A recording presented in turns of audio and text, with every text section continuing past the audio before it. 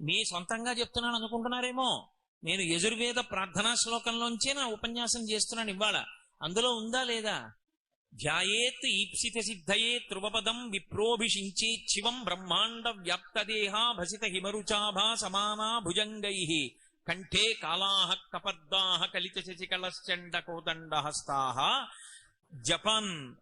జపం చేస్తే ఒకప్పుడు శృంగగిరి పీఠాధిపత్యం వహించినటువంటి మహాపురుషులు చంద్రశేఖర భారతీ స్వామి వారు, ఆయన దగ్గరికి వెళ్ళి ఒక వేద పండితుడు మొరపెట్టుకున్నాడు, నా భార్యకు ఆరోగ్యంగా ఉండట్లేదండి, ఏం చేయమంటారు? ఆయన అన్నారు, నువ్వు వేదం చదువుకున్నావుగా, యజుర్వేదం వచ్చుగా అన్నారు. వచ్చు అన్నారు. యజుర్వేదంలో శ్రీరుద్రం వచ్చుగా? వచ్చు. మరి ఇంకే, శ్రీరుద్రం జపం చేసి మీ ఆవిడికి తీర్థం ఇయ్యి అన్నారు. ఆయన అన్నాడు, నేను శృంగేరి వచ్చాను, మా ఆవిడ్ని తీసుకురాలా, ఎక్కడో ఉంది, ఎలా అన్నాడు. ఏమీ పర్వాలా, రోజు తెల్లవారుజామున స్నానం చేసి తుంగా నది ఒడ్డున కూర్చుని రుద్రాన్ని జపం చేసేసి ఈ రుద్రజపం అంతా అయిపోయిన తర్వాత ఏతత్ఫలం సర్వం శ్రీ ఉమామహేశ్వర పరబ్రహ్మార్పణమస్థ నీళ్లు వదిలేసి అదే తీర్థాన్ని ఉద్ధరిణితో పట్టుకుని మీ ఆవిడ పుచ్చుకుంటోందని భావన చేసి ఒక ఆకులో 3 మాటలు విధులుపెట్టు.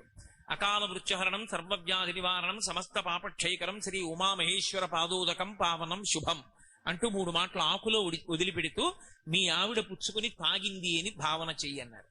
11 రోజులు ఇక్కడ ఇలా చేసి నువ్వు మీ ఇంటికి వెళ్ళన్నారు. 11 రోజులు శృంగేరిలో తుంగానది ఒడ్డున కూర్చుని జపం చేసి ఆయన ఇంటికి వెళ్ళాడు. వాళ్ళ ఆవిడికి పూర్తి స్వస్థత కలిగింది. నేను మీతో ఒక యథార్థం చెప్తున్నా, ఖండాంతరములలో ఉన్న వాళ్ళ యొక్క కోరిక కూడా రుద్రజపం చేత తీర్చవచ్చు. అంత శక్తివంతం రుద్రమంత్రాలు. అందుకే ఆ రుద్రాన్ని జపం చేస్తే చాలు.